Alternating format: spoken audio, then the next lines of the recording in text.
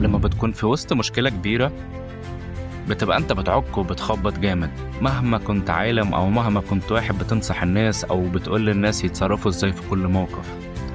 يعني انت لازم تذكر البني ادم اللي معاك ان هو كان بيتصرف ازاي في موقف زي ده، او تنصحه دايما هو كان بيعمل ايه.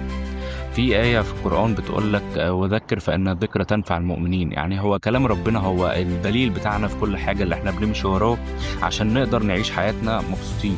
تمام. فدايما الإنسان اللي بينصحك أول ما بيتحط في مشكلة كل حاجة في دماغه بينساها. فاحنا بيبقى محتاجين ان احنا حد دايما في وقت المشاكل يفكرنا احنا كنا بنعمل ايه، ينصحنا كنا بنعمل ايه. حتى مش شرط بقى كل موقف يحصل معانا يقول لك يا عم ما هو عارف هو بيعمل ايه، لا وانا مش هروح اعدل عليه لا يزعل مني، لا روح فكره، روح اقول له انت كنت بتتصرف كده، اللي انت عملته ده غلط، ارجع نفسك تاني، مش عيب. ولو كلامي عجبك ما تنساش تعمل شير، ولو حابب اللي انت تشوفني تاني اعمل لي لايك واعمل لي فولو، ولو حابب تعمل لي كومنت هرد عليك. يلا سلام.